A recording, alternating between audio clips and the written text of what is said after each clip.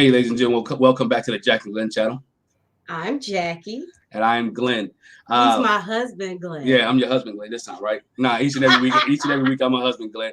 And before we get started, make sure you hit the subscribe button, hit that bell notification so you don't miss any of our reviews. Tonight, we're interviewing Sampson from Ready to Love Miami. I know some of you guys are getting ready for your Thanksgiving dinner, so sit back, watch us. Go ahead and share it with somebody else. So drop your questions in the chat box. Let the chat be interactive all night long. Sampson, how you doing, man? I am so blessed. I'm happy to be here with you all the day before Thanksgiving. I have nothing but thankful thoughts in my mind and thankful words on my tongue. It's been a great year. Thank you for having me tonight. I know, man. We've been trying to get this in for a while and schedules and all that. And we finally got it in. We wanted to get it in before Thanksgiving. We wanted to talk Ready to Love Miami. I thought the season was pretty decent. I mean, you was one of the characters on there, or one of the participants. I would say characters. I think we all were characters. Yeah, right. Absolutely. One of the participants on there that a lot of the fans liked and they enjoyed. Before we get started, man, we talk about it since Thanksgiving is tomorrow, right? Thanksgiving tomorrow. And you know, are you one thing that you have to have for Thanksgiving, right? What's that one thing that you have to have on your plate for Thanksgiving? I know most people will say turkey, and I like a mean steak, no matter what day of the year it is, but it's my mother's dressing. And she puts oysters in her dressing, and she spices it up a bit as well, has a little kick to it. And it stays moist as a result of those oysters all week long. We eat on it for a week after Christmas, depending on how many people are over at the house. But yeah, it's the dressing, my mom's dressing. Said dressing, not stuffing. No, not stuffing. No. I can never ever equate mom's dressing with something that they get off the shelf called stovetop stuffing. Right. Right. Never do it. No. That's disrespect to my woman right there. yeah. That's the thing, man. Everybody has that one thing or those things that they have to have for Thanksgiving. I tell you one thing. You know, another thing I gotta have though: sweet potato pie. Yes. Not pumpkin pie. No. With whipped cream. No. Sweet potato pie. You know, and my grandmother, the way she used to make it before she went on up to heaven, she grew her own sweet potatoes. Oh. She churned her own butter. All right. And with the nutmeg and something special that she did that nobody can ever figure out because we try to mirror it and mimic it and never can get it just right like grandma did it. And we call her Granny. But that was Ruthie Mae Jackson. She had a sweet potato pie that would make you melt, basically. It truly was the most delicious dessert in the world for us. And we had a 2-finger rule. Like the width of the slice could not be more than 2 fingers because it had to go around the entire family. And so sometimes she would make sure that there were, I remember one Thanksgiving we had 7 sweet potato pies around the table. 7. But again, that 2-finger rule, it would apply no matter how many people were in the house. 2-finger rule was the width of your pie. You know what? That's a good idea. We need to institute that with our son because he be cutting. I'm like, what is that? You can't do that. Other people have to eat. Yeah. That's good. 2-finger rule. Yeah, the 2-finger rule is not a bad rule at all. Not a bad rule at all. You gave us a little bit of insight on your Thanksgiving, but who's Sampson? I mean, how do you grow up? How many siblings do you have? When we talk about Sampson, we know what you are or what you were on Ready to Love Miami, but just give us a little big drop. How did you grow up? I grew up in Houston, Texas, with a educated mother who was big on English, and a disciplinarian as a father who was big on all things faith, family, and education. They both met in college. They raised 5 of us. I got 3 brothers and a sister. My sister's the eldest, and then 4 boys. We went to church every Sunday together. We did Bible study together, before or after dinner. We did homework at the same time. We were outside playing in the driveway, shooting hoops, throwing the football, or, swinging the bat. We played all sports in our family. It was great growing up. We just had a really close-knit family, and we had a lot of extended family. My father had a brother and a sister, And my mother had 4 siblings, and they all had children. So there's a lot of cousins and a lot of great family reunions and get-togethers in my family. So it was fun growing up there in Houston, Texas. It's country. We're country back in the day, So we grew up fishing, not hunting, but shooting guns, riding 4-wheelers, riding horses, go-karts. But it was all about football for us. That's what I'm looking forward to tomorrow. 3 games for Thanksgiving Day. Yeah, just to definitely understand that country life. Country boy here myself. It's like my childhood, man. Big family and going out there riding go-karts and playing in the woods and doing all that other stuff, man. Just having good old fun, not worrying, no care in the world. Yeah, no care in the world. You said you had 1 sister, so I'm sure you guys were very protective over your older sister. Well, just the same way we are with mom, she's also very protective as well, being the eldest. She was naturally a tomboy just because she grew up with 4 boys, and she's tough, but she's also very classy. Is a smooth lady. And she's a mother of 2 boys, Arshawn and Javed. They live in Miami, and she's just a talented person. We were always impressed by her because she made straight A's through high school, and was the first one to get a college scholarship at the University of Texas in Austin. Jumped into corporate America, was hitting home runs, just a great role model. And after my dad passed away, she kind of adopted a lot of responsibilities just to help my mom out as the eldest. And so it was just a beautiful thing to watch. We learned a lot from her. That's awesome. You talked about you guys playing football. What position did you play? So coming up, elementary and junior high, I was a running back. And then I got into high school and I had a little growth spurt and I got a little quicker and I became a wide receiver. And I loved it. Texas football. Oh, yeah. They do it bigger in Texas. They do it real big. It's not just about barbecue brisket, Nah. we take our football quite serious. Yes, we do. And it's unfortunate because I went from Texas football to Morehouse College, and Morehouse, we know how to do chess and debate and tennis and golf, but football is not one of them. We got a good marching band. Yeah, you got a good band. Nobody's going down there the Morehouse to play football, right? No. Right. That's what school day was like. Based off of that Morehouse football team. Exactly right. It was Spike Lee threw his own college under the bus, Right. His own college under the bus. Nobody was going for football. Everybody was going for the band, You mentioned your dad passing. How did that affect you and your brothers, with your dad passing? And how old were you when your dad passed? I was 10 going on 11. So, of course, at that age, dad is Superman. Yeah. It impacted all of us differently. I know for the most part, we all knew that we needed to be strong and we needed to just pick up all the loose ends just to help out my mom. Prior to him passing, my mom and dad were separated.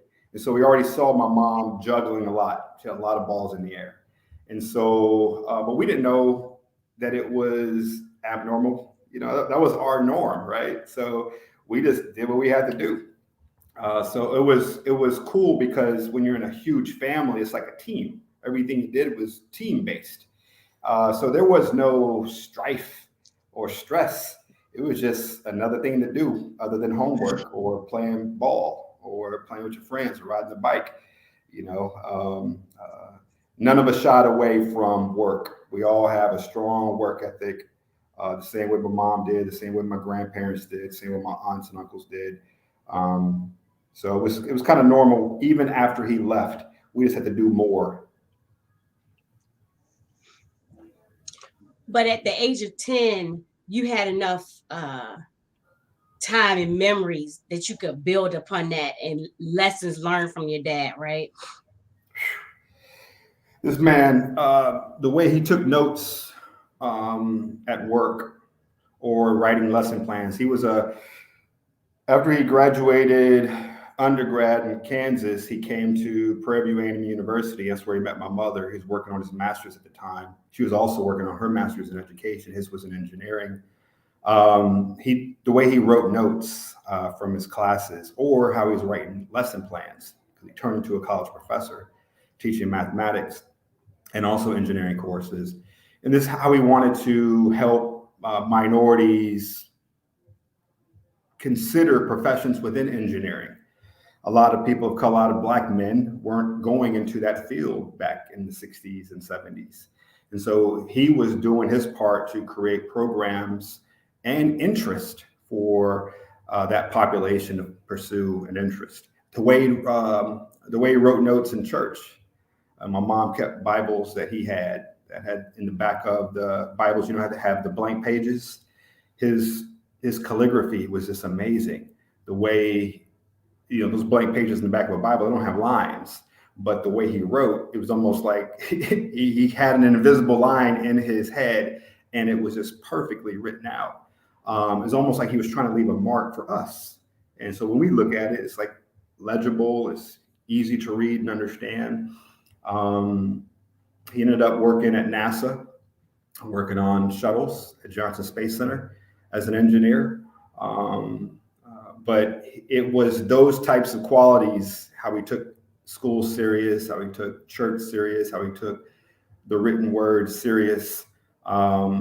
It impacted all of us. We all kind of have a little bit of that. My elder brothers, Nariman and Jangir, they're awesome when it comes to mechanics and building and construction and the math side of the family. They have it here and they're able to apply it to their professions.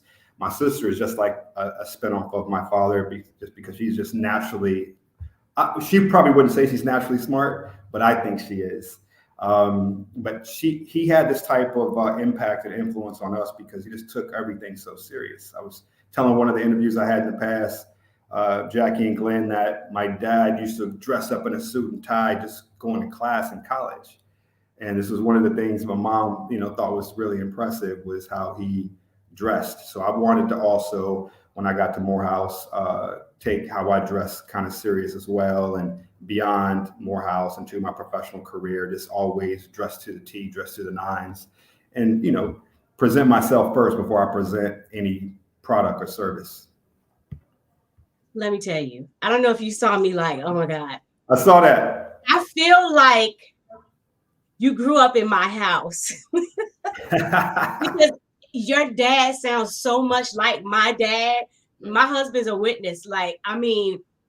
So my dad was a science man. I know my dad was a science man. So he was physics, biology, chemistry, just really serious about his education. And same thing, he taught before schools were integrated, and then he taught after. So whether he just had just Black students or even the school he taught at was majority white kids, for all of them, he was like, especially before schools were integrated. I had the opportunity, 2 years ago, before the pandemic, 3 years ago, to sit in a room full of people that went to this high school that remember my dad and was like, because your dad, I got into sciences. They went to college. That's awesome. They went to college and were so far ahead of even some of their cohorts in college, because he didn't teach it like it was a segregated school. It was like, I want y'all. So I'm like, listen, and you talk about taking notes. Like my dad was a pastor and a preacher. So we have Bibles with his handwriting in notes. And I'm like sitting there, oh my God, this sounds just like my dad. You're getting goosebumps over there. Right. Hey, I'm telling you, birds of a feather, we flock together. Sister. Right. Yeah, he was the dress, because he never. Oh yeah, I forgot about that. He never went anywhere without being dressed up. No. I mean, he would get a call in the middle of the day or going to the grocery store. He would dress up, shirt and tie. Because he was a chaplain. Yeah, he was a chaplain at the hospital. So if he got a call in the middle of the night, I promise you, it might have been a short sleeve, but he's gonna put his button-up shirt on. He'll put his little sweater vest, his suit coat, his sports coat. Yeah, I'm just, man. I knew it was something I liked about you. I knew it. I knew it was something I liked about you too, Jack. I knew it. Oh man. So growing up, you talked about going to Morehouse. HBCUs all day long. HBCU, Yes. Morehouse. How was that experience for you? Being at Morehouse, and trying to fulfill your legacy or fulfill, carve your own path out. How was Morehouse? Glenn, it changed my life, brother. Growing up in an area of Northwest Houston, the suburbs, I went to Adam Elementary, Arnold Junior High, and then Cypher High School. Predominantly white schools all the way up. And typically one or two Black brothers and sisters in the classroom with me, right? With my siblings. That's just how we grew up. So all of our friends, all of our neighbors, all of our church members, all of our teammates in sports, like they're white. And so, but when you're a minority, you get to know your fellow brothers and sisters quickly, right? And so we had the identity of growing up mixed, honoring both cultures. But I wanted to delve deeper into who I was as a Black man. And I decided to apply for Morehouse College because I was a huge Dr. Martin Luther King fan. Huge, still am, one of my heroes. And me and my best friend, Dwayne Shiloh, we went to junior high, high school, and college together. He was my freshman roommate at Du Bois Hall at Morehouse. He's the first one that did the research on it. Got me interested. He got in, I got in, and we're just happy that we're graduates of Morehouse College now. But I wanted to really uncover more of who I was as a Black man. And when you have Black professors that hold doctorate degrees that always put the Black touch on every course, regardless of discipline, it made a difference in how you felt empowered to be who you are, whether you was at Morehouse or Spelman right across the street or Clark Atlanta, in the backyard, or Morris Brown, the AUC, the Atlanta University Center. But Morehouse changed my life because I felt like the professors knew me, number one. I didn't feel like a number in class. I felt like a name. They knew me and they knew my name. They got to know my history and what I wanted to do in life. They groom you. They help you mature as not just a person or a student, but as a man. They're developing men there at Morehouse. They say you come in as a man of Morehouse, you leave a Morehouse man once you graduate. And so, I got to tell you, man, that one institution changed my life right behind my mother and father. Where my mother and father laid their foundation, Morehouse was right close number 2 with the silver medal. And it's because of that I've been able to open up so many doors for colleagues and mentees that I'm doing the same thing that they did for me, just grooming, coaching, mentoring. That's awesome. When you say that, I think about being a Black man and having that influence at Morehouse and how they made you into a Morehouse man. Mm-hmm. And so carrying a specific image, how did you bring that onto the show, knowing, because that's a weighty thing that Black people have coming on TV. You want to portray a good image. You don't want it to be like, oh, here goes some more ratchets. You know what I'm saying? So we saw you bring that. I'm sure that was conscious. That was a conscious thing. How did that translate onto TV for you? Yeah. So the cool thing about the Morehouse mystique, they call it the Morehouse mystique. It just gets in you when you are there for 4 years or however long you're there. For me, it was 4 years. And then once you leave, it's still in you. They drive this into your head, how to have pride, how to have an understanding, how to have encouragement for your fellow brothers, about brother's keeper, bringing up another brother over the wall. Same thing with your sister. If you're still a brother, bring up a sister over the wall. And so it just becomes who you are, second nature. I know Morehouse the same way I know Sampson. It's just who I am. So bringing that real life persona into TV on Ready to Love Miami, it was easy. And so regardless of what's around me, regardless of stimulus, regardless of differences, we're taught to see similarities. We're trained to see love. We're trained to see likeness.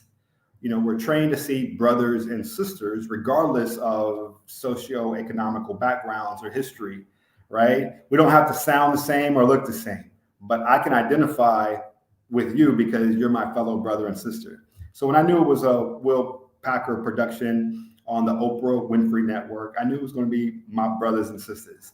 And so, and I knew we were going to come from all walks of life. But I was happy to see and learn that the majority of the people that were on there, really good heads on their shoulders, businessmen, businesswomen out there just scoring touchdowns in their professional careers, speak very, very well, know how to encourage one another and lift people up. So I felt like I was at home. I felt like I was right there in the AUC in Atlanta. Jamala was one of the most impressive females on the cast intellectually, and just her degrees or multiple degrees. But there's a lot of women out there that just had a lot going on, and I was happy to see, like, even Kayla, she's an HU, graduate, Howard University, stand up. We just had a diverse cast, and I was happy to see that I was around some like-minded individuals. I gotta say this real quick, just for my sister, my literal blood sister and brother, but Hampton's the real HU. Hey, I ain't gonna argue that. I got no dog in the fight. I know, right? Me neither. I'm from the Maryland, DC area, so I'm gonna have to stick with Howard. I know, but we bigging up Coppin State and Baltimore anyway. So, that's where we represent. I mean, you got think about all the TSUs that are out there, like HBCUs. Like, wonder which one is the real TSU? Right. Yeah, Tennessee. Because I'm from Texas. Like my brother went to Texas Southern. Right. But there's other TSUs that are out there. So it's kind of hard. It's definitely kind of hard there. I guess you settle it on a football field or battle of the bands. You know what? Some people went to see the bands, and I used to love seeing them drums come down, the snare drums. Yeah. But it was right behind. It was who was in front of the snare drums that caught my attention. Oh yeah, Mahogany Emotion, the Spellmanites, man. Woo! The outfits. I mean, that was the one distraction that I had, on campus where those girls, practicing, doing their dances. Oh my gosh, it was a wrap for me. It was I was like, the Lord is tempting a brother. With that being said, how did Sampson end up on Ready to Love at 48, not married? Yeah, man. So I think I was the oldest one on the show, but I wanted a fun experience. I was single at the time. I said, why not? I was supporting the pandemic in Arizona. I was there for an entire year and 3 months, working with the governor's office and the state on doing everything we could to get us out of this pandemic. And I'm glad that we're on the tail end. We're not out, but we're on the tail end. And they found me on IG and reached out. I thought it was a joke. And I figured out it was a real thing. And I said, why not? I called my family and my friends. They were like, Sam, don't do it. Don't do it. Don't do it. You don't want to do reality TV. I didn't know anything about the show. Like a lot of folks on the cast, they didn't know anything about the show.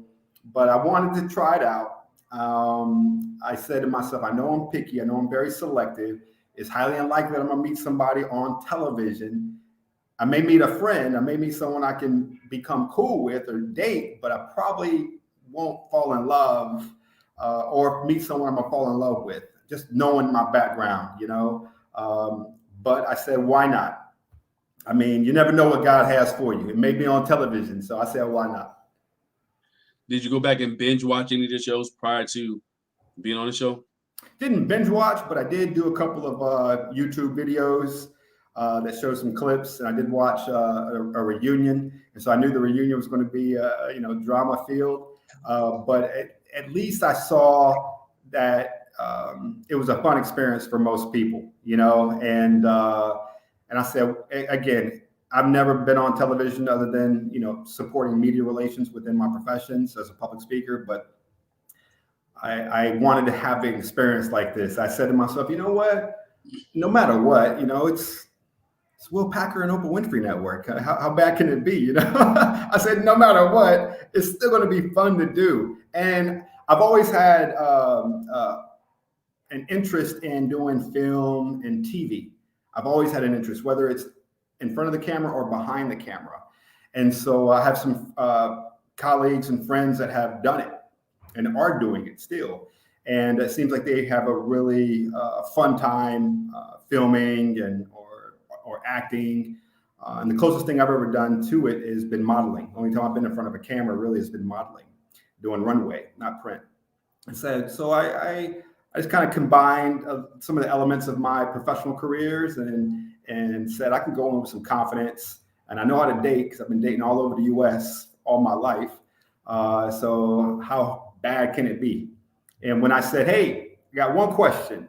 Are there scripts? And they said, nope, this is not scripted. It's 100% you, authentic, and 19 other people. And but of course we have to produce. We got to cut. We got to edit. We got to put things together. But no, you control what comes out of your mouth. And I said, okay, done. Sign me up. That's good. That's good to know. Yeah. What we've asked other people when we've interviewed from Ready to Love, had you run into anybody that was on the show before the show? Nobody. I didn't know any of these people. That's good. Yeah, there's some people who know people or seen people or heard about people. But so when you got there, when you got to the house or when you got to the mixer, who were you eyeing? Who caught your eye first? Yeah, Looney caught my eye first, and Shakira caught my eye second. Shakira came in with a nice flowing yellow outfit with a flower in her hair, and she just looked fresh. Her skin, and I'm like at a loss for words right now, just reminiscing. She was shining like the sun, just perfect yellow, and just beautiful brown skin, just glowing. And Looney had a brownish outfit on that complemented her skin. So I love a woman that's brown and also complementing her skin with earth tones, natural tones. That's what she did. And her hair was looking nice, and she has a great smile with full lips. I even mentioned that when on the camera that she not only had a great smile but healthy gums. Like she has a just great healthy smile, and that's one of the things that turns me on is like eyes, of course the curves, and then a healthy smile. She has a Colgate winning smile. So those are the two. Listen, we're not gonna do this all night, because it's the teeth for me too. It's the smile for me too. That's the first thing I'll be like, let me see. Okay, I could deal with that. Yeah. Yeah, you don't want a yuck mouth. You don't want a yuck mouth. You know what I'm saying? And you can tell when somebody doesn't floss, right, Jackie?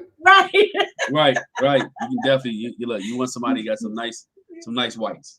Yeah. And dimples. Oh yeah, I appreciate those. So when you see y'all look cute. Y'all look at y'all over there. Y'all still in love like y'all just met. Y'all got 23 years, right? 21. 21, yep. 21. 21 years. Y'all acting like y'all are year one still. I love it. Y'all are inspiring me. Oh, bless you. I appreciate that. You gotta keep it fresh every once in a while, man. I just want a good Thanksgiving dinner. I'm just kidding. Keep it real, Glenn. Nah, I'm just kidding. So I can watch all 3 games. No, I'm just you know what? Nah, I'm just joking. So you and Shakira had an interesting relationship. We saw you guys go out on a date a little bit. Explain you and Shakira's relationship, that you guys had and how you was doing it. Yeah, she was extremely open from the very beginning. She has a background in front of cameras. She does commercials and TV and acting and all that, modeling. So she was more comfortable in front of the cameras than I was. And that was my first date. We had a great time at the pool party as well. She was the last person I saw before I went home after the mixer. The first date was awesome at the Italian restaurant. I got to know a lot about her as a woman, as a professional. She talked about her future, what she wanted to do in the future. She obviously talked about her son, Prince Amir. But everything that she said to me, her eyes were on mine as she was eating. I never felt like I was second to the food. I never felt like I was second to the scenery or the environment. I felt like I was on front page with her from the moment we sat down. How she greets, how she presents herself. She's just a solid, pure woman. And I was impressed by her because she wasn't rehearsed. You know, she was just genuine. And I said that in the first date. I said, why are our conversations always this organic? And I said, you know, and of course we just met, but you have a lot when you're on, that dinner was 3 hours long approximately. The mixer was like 12 hours. So you have a lot of time to talk and interact with everybody. And I had a lot of time to speak with her and get to know her. And she was nice. And I think all the guys can agree. So how did it affect you when Looney caught it? You know, you say your eyes were on Looney and Shakira. When Looney came out that she had COVID, do you think that affected y'all relationship and how that will interact with you guys? I think when she, definitely put her at a disadvantage because everybody had more time with everyone else. She came in and was like, oh, but it could have put her at an advantage, you know, as well, being away. It's almost like, what do they call them? Curveballs in past seasons. You know, she could have been like the curveball due to COVID, the COVID curveball, Looney. But for me and her, I wouldn't say I'm a slow roller to begin with everybody. I don't rush. I always say fools rush in. So for me, I just looked at her being gone the same way I looked at girls I hadn't even gone out with yet, because she was just gone really for a week and a half or something like that. And I haven't even gone out with, you know, most of the girls at that point. So it didn't make a difference. That's good. Did you get a chance to go out with everybody, or did you eliminate some people from the first date? Like, you know what, that's not going to work. This one is not going to work. You know what, that's not going to work for me. Did you narrow it down like the first day that, you know what, this who fits my attraction type, this who fits my communication, or what else, conversing? You know, how did you narrow it down to who you wanted to deal with? Yeah. And that's so hard on day one to tell Tommy, for any of us to tell Tommy, who aren't you feeling? Give me three. I'm just like, oh my gosh, I haven't even spoke to everybody, you know, yet, you know, because this came midday. You know, the first time he sat down with us was like midday, and he said, give us three that you aren't feeling and three that you are feeling. So it was tough for all of us. But I was vibing with two that I mentioned, Looney, Shakira, Charisse, and Brandy. Those are the four ladies that I was vibing with at the pool party. But I also had a great conversation with Jamala. I learned right then and there that, you know, the IQ level is exactly where I would want it to be. But I never went on a date with Jamala, not one date, you know. But there were a couple people I knew that there's no way I would date them in the real world. So why would I date them on television? And so I gave Tommy those names. Got you. You know, I think with Shakira, you know, he talked about the whole situation later on with Shakira and Kadian. You know, did you try to stay out? I see you try to stay out of those situations. You try to stay. I've noticed what we noticed during the season was that when conflict came around, Sampson's name wasn't involved in too much, except for when he came to you and Charisse, but we'll get that to later. But in other conflicts, how did you manage to stay out of a lot of the other conflicts during the season? I avoided answering my phone. I just did not want to talk on the phone at all, because I noticed that, unfortunately, that's when people were asking questions about other people or talking about what happened on other scenes. And so I would just avoid talking to people on the phone. And I had to be frank with some people. I'm like, hey, listen, if I'm 48, I'm old. I don't deal with the drama. I don't deal with the negativity. So if you're talking about somebody else in a negative light, I'm not the one to talk to. You got 18 other people you can call, you know. I'm just not one. So, And they took it well. I mean, they were like, cool. So I always use the old guy, excuse, like take that to somebody that is okay with you bringing the drama. And then towards the middle of the show, brother, I was just like, hey, listen, I already gave you advice to talk to other people on the cast. Now I'm giving you advice to talk to people outside of the show, like talk to your friends in real life, talk to your neighbors about this, because it's getting too negative, really. That's when the fight started to happen. It's people calling each other out of their name. I mean, why do that? It's like, it's getting really ugly. And so for me, I was just like, that's not how I roll. It's not how the people that I associate with roll. And I was tuning out more quicker than before.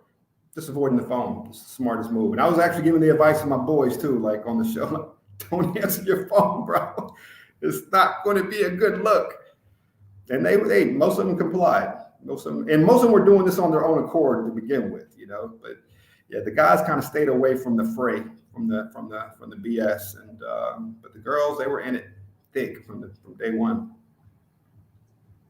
Yeah. When you said kind of staying out of the fray, I think about how I guess you kept that same kind of energy when it came to the women that you were talking to, and how it was like, I know we're going to get to it. Like Charisse was like, but I want to know that I'm the one. You kind of kept it like everybody's special. You know what I mean? Yeah. How would you manage to do that? I mean, how did you individualize each person and kept it like, if I'm talking to Brandy, I'm keeping Brandy. I'm not going to bring up Charisse. I'm not going to bring up Mike. How were you able to individualize each one of the women that you dealt with? Most of the women, I didn't even have to lay down the law, quote unquote. They were like that as well. They were just trying to get to know me. I was trying to get to know them. I think that they knew that I knew that they didn't see themselves with me long term. And I think they knew that I didn't see myself with them long term. It was kind of mutual understanding that I'm going to treat you nice, you treat me nice, we'll go through the process. But there were some people I definitely had to say, hey, listen, while it's me and you, we're going to talk about me and you. And listen, we can get to know each other off of camera as well. Like, you can call me, if you have anything you want to know, we could talk about it off camera. Everything doesn't have to be on camera, so let's make sure that we're presenting ourselves very well. Like, I'll make sure you are treated with respect, kindness, and compassion and patience, like a lady should be treated while the cameras are rolling. And you could feel free to do the same for me, give me the same type of interaction. That way we're showing Black excellence. I just didn't want to, put, my future or their future in any type of jeopardy because of a TV show. Hey, so okay. I think that was one of the beefs. I think beefs or people had concern they had about you, that you was putting on, I want to say air, but that you didn't reveal a lot of information about who you were on the show, and that the women didn't know you. It's like, okay, like, who's Sampson? We know he's kind of a nice guy. He's the guy who brings everybody gifts. We'll get to the gifting later. He brings everybody gifts, but who is he? He's never really opened up to anybody. Yeah, and I be perfectly honest, I knew that I could get along with everybody there. I just didn't see myself in a long-term relationship with anybody there, and that's all. And so, you're not going to really reveal too much or invest too much of your history, your family, your past, your relationships with someone you don't know that there's anything beyond a conversation. Like, I was sharing what I would share with someone I met at a bar, having a drink at happy hour. I was just being cool on that level. Of course, when you spend a lot of time together for 8 straight weeks, the conversation goes beyond the happy hour conversations, right? Then you start to know families, and they start to know a little bit about you. They start to ask questions about, your dating history. And so you have to reveal, you still have to be open. But I never wanted to come out and just say, nope, you're not it, or I'm not feeling you. I just wanted to just be kind of balanced and cool and chill, enjoy the moment. And if they feel like this is not enough for them, I would eventually go down to the bottoms. But that didn't happen. But yeah, it was interesting to see, because I thought that I would have been gone a long time ago than I did. I felt like I was probably going to make it to the middle part of the show, just on being kind. But then once they realized that this wasn't for me, I felt like I was going to be eliminated. And you was at the bottom once. I think it was you and LJ. Was at the bottom once. What was it? That was me and Swayze at the getaway. Yeah, you and Swayze at the getaway was at the bottom one time. Did you really think you were getting ready to go home? Or were you happy? Yeah, I did. I thought that was my time, bro. I said, okay. Because my connections were, again, Shakira, Looney, Brandy, and Charisse. Shakira left at the cast dinner. She was eliminated. Looney, I had to eliminate her, unfortunately, but her man was gone, Justice. And it was just now Brandy and Charisse. And I knew Brandy was leaning towards Mike. And so at the getaway, I said, hey, Brandy, you're a little too wild and spunky for me. I see you leaning more towards, Mike, and I'm wishing y'all the very best, And she knew it too. But Brandy had me in her top, and I had her in my top. She's a wonderful person. And I'm happy for both of them, by the way. And, but when I told her that, I knew, now that I told Brandy that I'm moving more towards Charisse because she's moving more towards Mike, here's an opportunity now. I know this is going to be real simple. This is going to be real simple. My opportunity. Swayze and I go up for elimination. Tommy interjects and says, since LJ's not here, he's not ready to love. He snubbed me. He snubbed me. It was my time to go. It was my time to go, but I didn't have an opportunity to go there, so they kept me on. They wanted the ratings, He was like, daggone it, Tommy. I was almost home free. Right. You was almost there. What I'm hearing is this, that, as you mentioned, Looney was gone. Shakira was gone. Brandy was with Mike. So that, if I'm right, that means Charisse was kind of at the bottom. If Brandy was your top, you was Brandy's top. And so I never ranked them. Like some people would rank top. Yeah, so I would just tell Tommy in general, these are my tops. Okay. So I never put Charisse over Brandy or Brandy over Charisse. I never did that. Or Looney over Shakira. I never did any of that. And so I would just say these are my tops. But Brandy was feeling Mike from day one, Right. And so we all saw that. But I had 2 great dates with Brandy that they didn't show.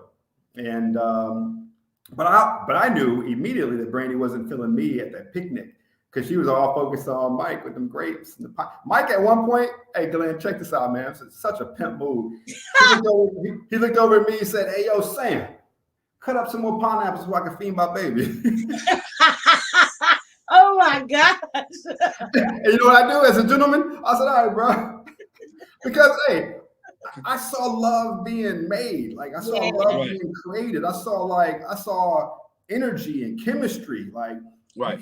I didn't think I was going to see that on this show, based on everything that was happening prior to that. I knew they were vibing, but I didn't think it was like that. There were things that y'all didn't see, that me and Looney saw. Me and Looney were like, what the hell is going on?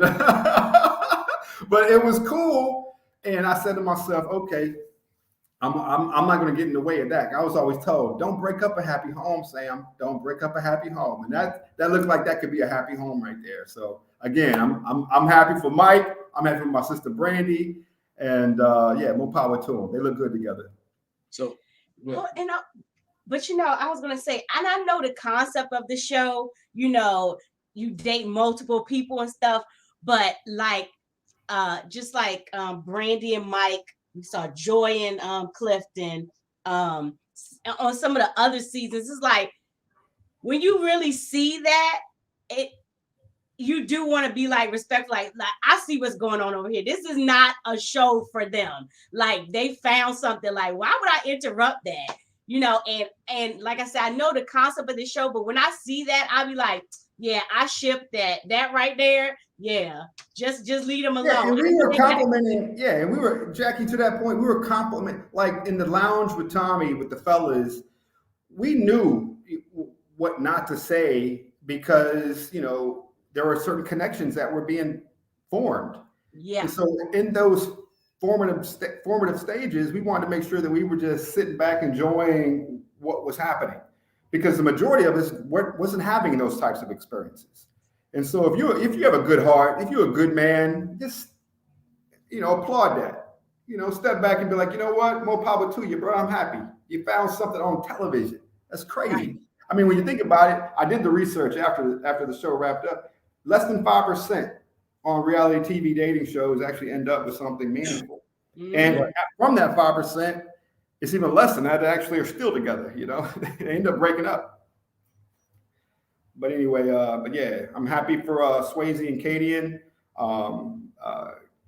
Mike and Brandy, and I don't know what's going on with Jamala and Randall at the time, but they did have some great chemistry as well on television and in front of me, you know, for the most part. Right. You know, you said that you realized very early that person for you was not there. Right. Do you think you led long term? Do you think you led any of the women on to thinking they might be? Yeah, you know what? I you know, speaking with you know, some of my female friends, they just wish that I would have just said, hey, listen, this is not, I'm not feeling you. They just said, Sam, just say, you know, a girl can take the truth. I was like, the way we were told to play this process, I don't want to call it a game, but just to play the process was just be you, be who you are on dates. And if they like you, they're going to keep you around. The part that I should have done differently was, it's kind of hard to say what I would have done differently, but I think I would have had just a conversation with a lady offline and said, hey, listen, this show is not for me. There's no one on this show. So if you want to pursue someone else, please pursue somebody else. I didn't have to say that, Jackie and Glenn, because I knew that my interests, the four that I mentioned earlier, were also pursuing someone else. So remember, we all have tops, we all have bottoms. So I'm just one of their top. So I felt like, okay, I don't have to say the truth point blank. Hey, I'm not feeling this. I'm not feeling you. I'm not feeling this show. It's time for me to go. Please eliminate me. I can just play the part. If I get to the end, I get to the end. I just played the part. But at least they still have their opportunities with their other love interests that were possibly more open or more giving or more, you know, into them. But I think that I knew that the word was spreading that Sampson was doing the same thing across the board. I just didn't see myself declining in the votes. I didn't know why that happened. Yeah, the thing was you was doing everything across the board, and that you're doing the same thing. You know, even from the gifts, right? We saw people get kind of upset about the gifts. Which I thought was a good gesture when you come. It's a gesture. It's a gesture, right? Right. I'm not mad. This is the way I think it, right? What's any different from you bringing them a gift with a bag from you bringing every girl with flowers? Exactly. Or pulling out a chair or opening the door. Like, it's a gesture, you know, like I said to myself, we're talking about $20. It's $20, you know, like if you don't have $20 for a date, then you shouldn't be dating, you know? And so I wasn't doing anything different than my norm. What's that? I said, but my man Justin said he don't spend money on dates. So he may not have the $20. Yeah, but the difference though, Justin's got a daughter in college, you know, and she's pretty awesome. I got a chance to meet her, but you know, he has priorities. You know, you never know what people got going on at home. You know, I don't have children. I don't have a wife. I don't even have a dog right now. I'm looking for a new dog. But I definitely have $20 for a nice gift. You know, I just wanted to, Jackie, They were all meaningful. I paid attention to their conversations. And so even though I wasn't vibing with them on an intimate level, I still wanted to do the gentleman thing and bring something meaningful based on a conversation that we had in the past. And they all liked it. But I think some people, if you're not used to getting gifts from just people that you're dating, it may come off like, hold on, you giving me a gift, that means you are interested or you like me, or, versus just a guy being a gentleman, right? Mm-hmm. Right. Or I even felt like I didn't feel no type of way. I wouldn't have felt a type of way that if she got a gift. I mean, so she got one, I got one. It ain't gonna diminish how I feel. Nothing. Like that part, I was like, he gave everybody a gift, okay. But like you said, I think some people feel like, oh, I should be the only one getting a gift. If you're like into me, why is everybody getting a gift? Yeah. Everybody. He's a gentleman. Okay. I mean, I said, like the Jackie on that point, I said to myself, we're supposed to be dating as if it's just one person. Uh-huh. We're not supposed, like, if you got a gift, say for instance, everybody brought gifts. Would it be a problem? Or say everybody was bringing gifts, all the guys were bringing gifts. It's not, the problem was everybody wasn't giving gifts. I thought, right. So why penalize a person that's just doing what's natural for him? And so, but for the most part, they were thankful. But I can see why it didn't make someone stand out or feel special if everybody's getting a gift. I totally get it. I get it. But if you're going in with the rule and the mindset that you're just dating one person, then don't really get upset when he's trying to focus on just one person. Mm-hmm. Exactly. Speak. So now let's go into the elephant in the room. Focusing on one person, right? Focus on one person. You and Charisse get together. She has lost all at this point. What we see is she didn't have any more options. The way that it was produced, didn't have any more options. There was nobody else that was kind of interested in Charisse. You and Charisse get together. Y'all having great conversation. At that point, where I guess the one that caught me was you was in a gentleman's lounge, and everybody else was trying to vote Charisse out, but you actually stood up for her. What made you stood up for Charisse? Like, I actually like that because it was talking about her behavior. What made you stand up for her in the gentleman lounge? What conversation did you guys have prior to the gentleman lounge to make you stand up when everybody else was like, you know what, she got to be the one to go? Well, Charisse, she was definitely there, ready to love, and I knew her heart was beating for love. And I know she wanted to turn this page in her life and truly have a companion. So I got to know her to that point where when you're speaking almost every day, where someone's head and heart is, and they were aligned. And so even though she's often misunderstood, by, some of the cast members, I knew that she was still a good person because I have mutual friends. Even though I didn't know her, after I said I was going to be on the show, and I talked about some of the people on the show, it came to light that some of my friends from back in the day knows her and some of her friends, and they knew her as a professional. So I knew I knew about her reputation outside of the show. It was just pretty good. And so I wanted to speak up for her, because I didn't feel like anybody else was. Again, I'm supporting any love opportunities that are on the show. And I felt like she had another connection on the show. I think there was another two connections, Swayze and Justice, outside of myself, were, I want to say, Charisse's connections.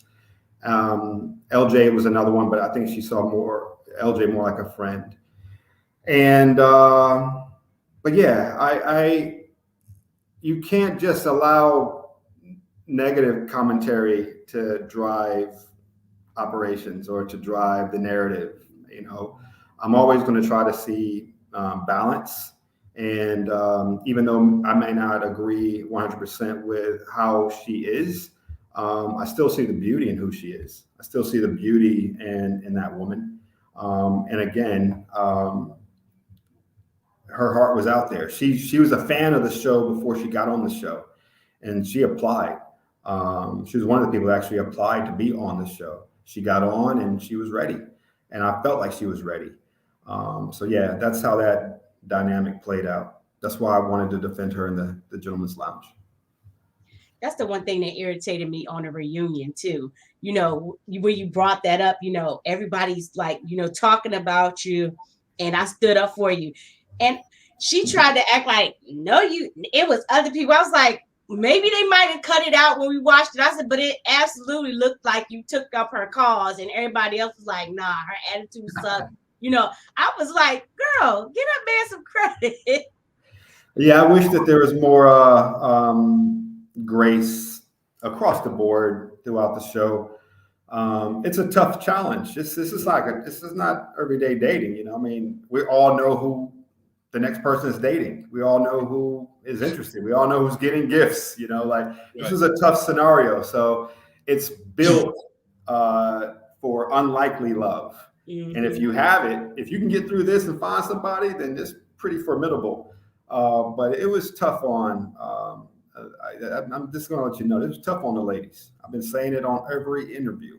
The tears were flowing throughout the show and after the scenes, and then after the reunion.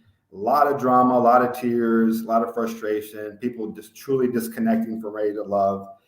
A lot of counseling, a lot of, therapy with close friends, family, and even, professionals. People sought professional help. And so, yeah, it's tough. It's not for everybody. Nah. Do you think she was more hurt? And this is from the fact that you kind of led her on a little bit because you were so nice, not intentionally led her on, but she felt that it was more to the relationship than what it was. Even when she took you to do the facial, she tried to probe you for more information, and you wasn't giving that information. And she like, what's going on? Because I'm trying to connect with you. Yeah. You're trying to connect with me. I'm feeling you. You feeling me. Maybe it was outside of other phone conversations, off camera type stuff. She felt like, you know what? I'm liking you, but you're not reciprocating some of the things that I'm feeling back. Yeah, that spa date had some ups and downs, ebbs and flows, but it was kind of very similar to how we were from beginning to end, how our conversations off camera were. You alluded to that.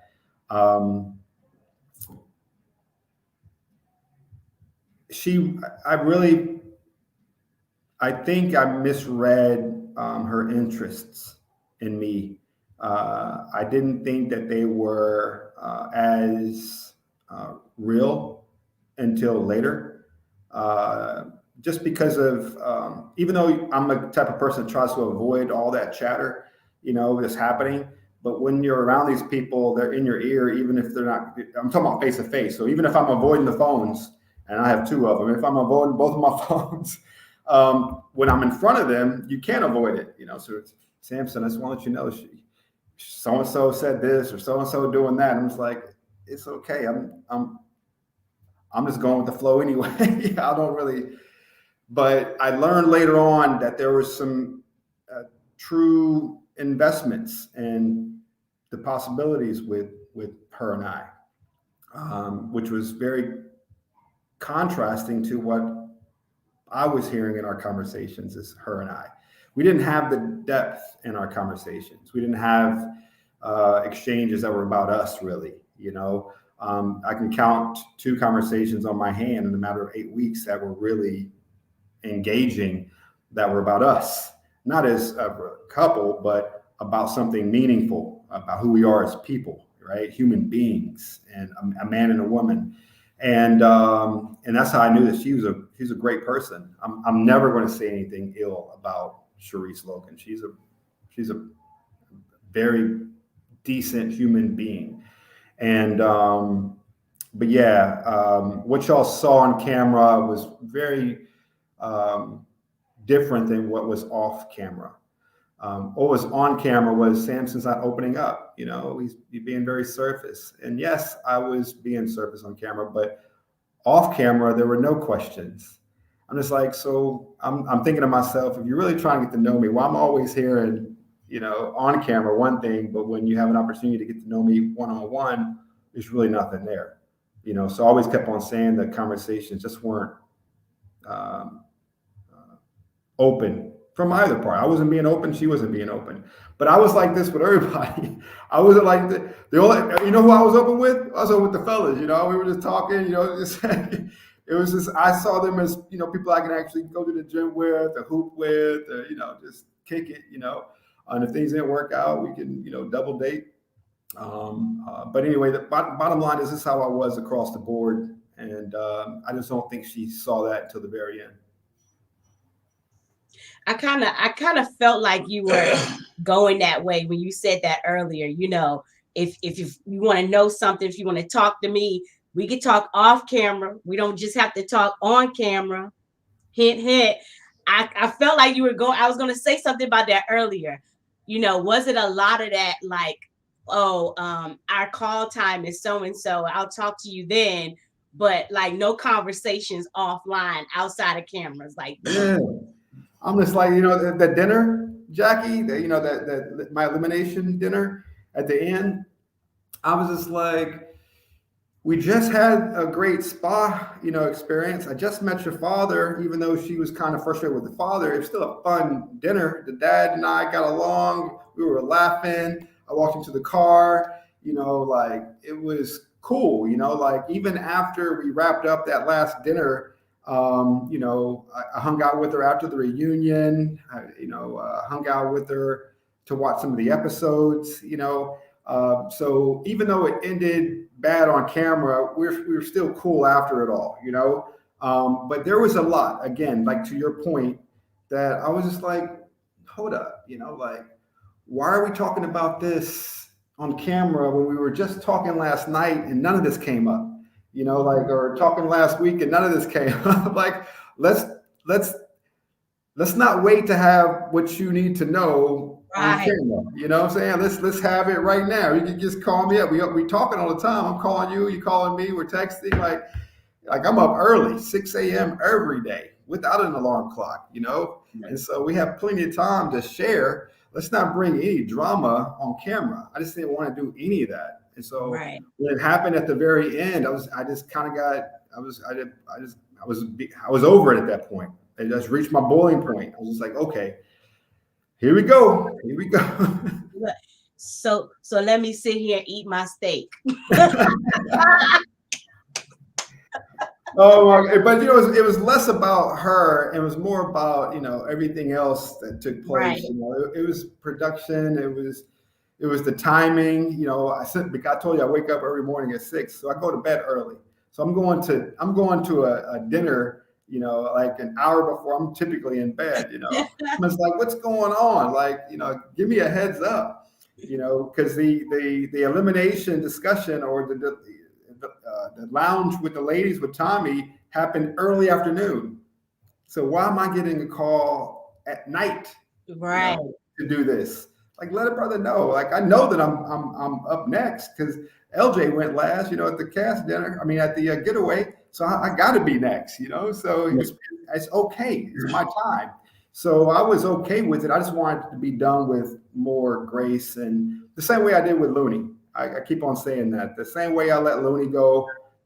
You're not ready to love any of us. And we had a great dinner. It was fun. I brought her flowers. It was done professionally, you know. Right. And she felt like a lady. She didn't feel there was no slights, you know. I didn't say, hey, you could have chose me, but you were choosing LJ and Justice. You know, you picked the wrong one. You know, so get up on out of here. You know what I'm saying? Like, I didn't do any of that. You know, it was graceful. Right. But you was dealing with a hurt woman at that time. You know, a woman that wanted to be there, that she thought there was something that was more than what it really was. And so she was hurt. I do have a question for you though. If you two would have made it, let's say you get past that elimination. Somehow you got past that elimination.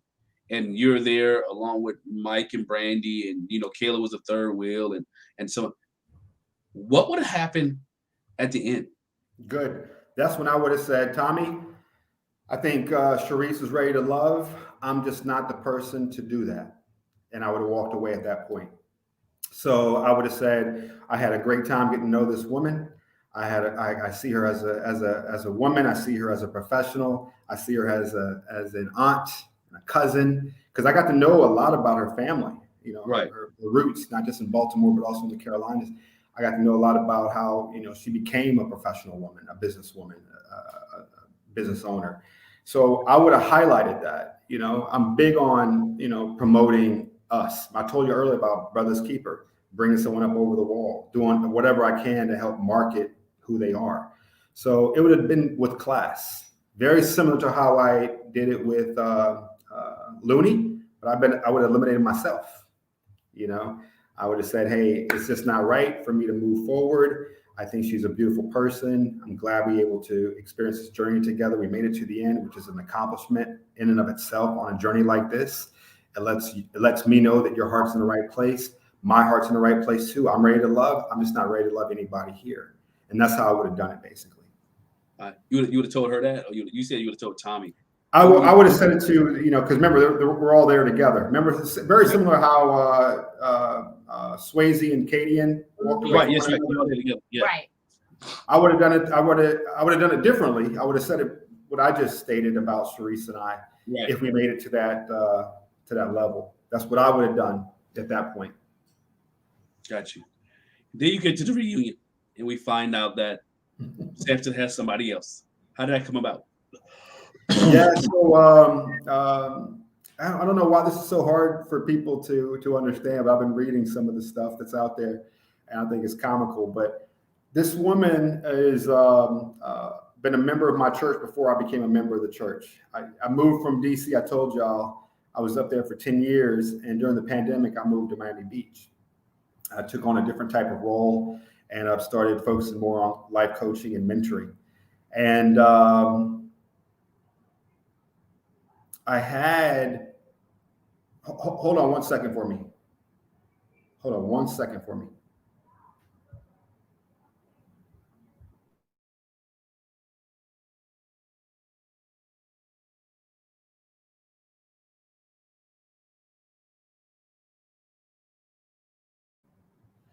Sorry about that. Oh, no problem. It's all right. No problem. Sorry about that. Repeat the question. Question was that, you know, when you came to the reunion, we found out that you had somebody else. Oh yeah. Where did that come about? Was everybody at the reunion shocked? Did anybody know prior to you saying it that you had somebody else? Yeah, some people knew. A few people knew. Yeah, a couple of girls, a couple of guys, they knew about her, but they knew that this was someone that I just started to date after that elimination date that I was on. So I made sure that I wasn't dating anyone during the show. I didn't date her prior to the show. And I'm dating her, you know, now exclusively. She's the one thing the one thing that I should have said differently is that she's not really a girlfriend. You know, I said, yeah, I have a girlfriend now. It's just that because I'm only dating her and only her. And so that's just a title, right? It's just a girlfriend. I'm her guy friend. I'm her boyfriend. But if it doesn't work out through dating, then it's nothing, right? I just don't date multiple people at the same time at this half a century old age. I'm too old for that. You know, just I try to focus on just one lady at a time. I'm not in my 20s anymore. And so, yeah, that's it. The Sunday after that elimination date with Charisse, I went to church. And of course, I met up with her there, and I just said, hey, listen, show is over. I would love to start dating you exclusively if you're interested. And she's like, I would love that. And so that's how it all began. But we were just friends up until that point. So, and the unfortunate thing is I've been deployed supporting hurricanes ever since the show ended. And then I've been taking a couple of trips abroad. I was in Brazil and here as well throughout the states. I've been in 4 states since the show wrapped up. And I haven't had enough time to even date her. So it's been a lot of FaceTiming and a couple of visits. I visited her, she visited me, but I haven't even had a time to really get to know her as much as I would like to face to face.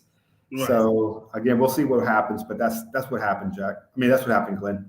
So you get, let me get reunion over Sunday morning at church. Hey, you know what? No, not the reunion, the elimination date. Elimination, Yeah, sorry. elimination Elimination is Sunday over. at church. Elimination, and then Sunday morning at church. Hey, you know what? This show wasn't for me. They kicked me off anyway. I think you're the one. Now, I said I would like. I didn't say you're the one, but yeah. To that point, I've been saying this. I was not gonna say. Remember, fools rush in, right? You know, I think we should be. As a guy, I'm sitting here thinking, you know what? You must have been thinking about that for a minute. Like after elimination, you know what? I was thinking about that. I was thinking about that from the very beginning, man. Right. Okay. I just wanted because us men just don't make rash decisions like that, right? Wait, You hold seem on. like you gotta understand, man. Like I have even though I curse a little bit, especially if I'm playing ball with the fellas or if I'm with my brothers or just every once in a while. But my lady, I just don't want my lady to curse. And it seemed like everybody was cursing, you know what I'm saying? Like a lot. And like I'm not into that. And so my girl doesn't curse. None of my girls cursed. None of them. And none of my exes across the board. Like, and if they did, it wasn't around me. And it's okay if you curse. I mean, I'm not a stickler like that, but I'm not a saint myself. But I don't want to hear certain words come out of my woman's mouth, And she's never going to hear certain words come out of my mouth because I'm just not going to have that in front of my lady. And I'm not going to allow other dudes to talk like that in front of my lady. That's just how I am. And that's how we were raised. And I'm not the only one like that. My friends are like that. My brothers are like that. My cousins are like that. My uncles are like that. It's how the men in our circles, it's how we roll. And so, but I knew on day one, even if I was attracted to you physically, even if your personality was gelling with mine, if the mouth ain't right, I'm looking somewhere else. Like I can't get down with that. I'm always thinking about the Christmas party, the cocktail party, you hanging out with my colleagues. What will you say? I don't want you to jeopardize or compromise anything I've built in my life, Right. Because I was going to say, I feel like probably being on this show will kind of put it in perspective, be like, you know what? I was looking at her anyway. Might as well. This was fun, but this looks like a more serious prospect. Let me go that way. Put you in perspective. I can see that. Yeah, I just, there are some ladies on the show that I can totally hang out with. I could totally kick it with, like totally kick it with Brandy, Looney. I could totally kick it with Jamala, April, Trinika. I can kick it with every one of the ladies. I can kick it with every single one. Maybe not one.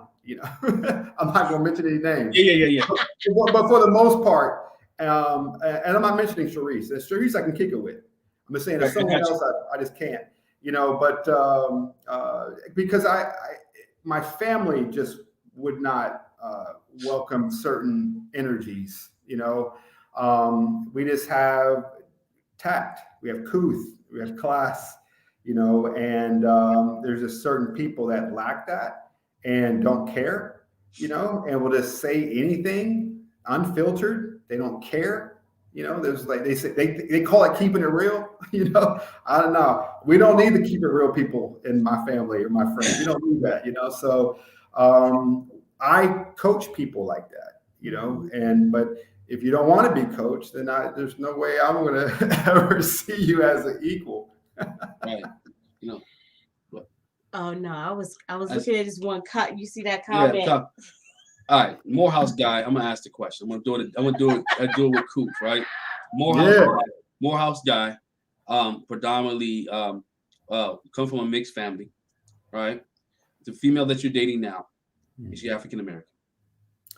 She's Afro-Caribbean. She considers herself a Black woman, like I consider myself a Black man, but she's Afro-Caribbean. She's half Black, half Colombian. Got you. So call to truth. There go your answer. Gotta do it. Tech. All right, would you do the show again? If you wasn't involved in a relationship, you got the call today from Will Packard, Oprah Winfrey Network. You knew about it. Would you go back on Ready to Love again? Only if the relationship that I'm currently in doesn't work out, And again, it's not a full-blown relationship. Right. We're just dating, but yeah, if that doesn't work out, then I would consider, doing somebody mentioned on the cast, Sam, are you doing All-Star? Like, people from different seasons are Ready to Love. If they do a resort getaway, something, remote location, I would consider it if I wasn't currently with my boo. Okay. And so since you brought that up, because I know some of the cast know intermingle or act with the different cast. Who from another season would you like to be at that retreat? Who's the girl that connected with Mike? Mike from Mike Bless. um Who's the girl that made it to the end with him? The shorter lady. that was the first season. I don't know. I have no clue, man. I don't know. If it was Potomac or Atlanta. I think it was Atlanta. Mike is one of the big guys. He's an actor now, and there's a lady that he got with. It was really cute, brown skinned lady. Was it Divine? No, not Divine. I'm gonna have to look it up. Anyway, you gotta look it up. But she's one. The Key is another. Stacy's another. I think Stacy did the Houston location, and the Key is another. Oh. And then the lady that but her and Mike, I think, got to the end. Yeah, and they're no longer together, but they got to the end. Yeah. Right. Those are the three that I would love to interact with. Okay. So along those lines, there was one other question. Disco Sprinkles had a question, says, do you feel like the show's format is really set up to find love? No. I think they make it, can you find love? The answer is yes. Is it difficult to find love? The answer is yes. Would it be a show if the format was different? It probably wouldn't be a show that stayed on long because the ratings wouldn't be there. So they have to have that element. They have to have that lounge where the girls are talking about the dates, where the guys are talking about the dates. Because what happens? Feelings get hurt, and emotions are bruised, and jealousy starts to swarm, and bitterness, and a lot of shock and surprise, a lot of awe in those lounges. And so I wish that there was also a balance. I wish Tommy had Jackie right there with him as well, his wife. I wish there was a male and female point of view in those lounges. That way it wasn't so male dominated with just Tommy's perspective. But Tommy did a great job because he was very balanced with his approach. So he was able to dialogue and have open, fair, great 4-letter F word, fair conversations with us the same way he did with the ladies. But I think the ladies would probably have been a little bit more vulnerable and revealing with some of their truth serum if Jackie was there or another female host. Is it really set up to find love? No, it's really set up to find juicy stories. Got you. Young lady's name was Shay. Shay, that's the one. Yeah. Her disposition, the way she carried herself, she's sexy. She knows exactly who she is, and she's able to communicate what she needs more so than what she wants, while still showing passion. So I'm talking about needs, wants, and passions.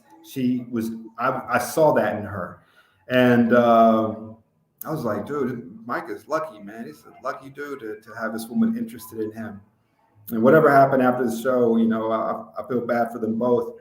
But it could have seemed very meaningful. It seemed like her heart was out there, and she's a mother, and so I know that she's making very conscientious, smart decisions for not just herself, but her child or children. I don't know if she has one or more. But yeah, the way she came off was polished, professional, poised, and postured. She had the 4 Ps in my book, and I was enamored just watching her. I was like, okay, if I came across that one, I would definitely put on my suit and tie, make sure my pocket square is tight, floss, before I come on stage, be like, hey, what's going on, young lady? My name is Sampson.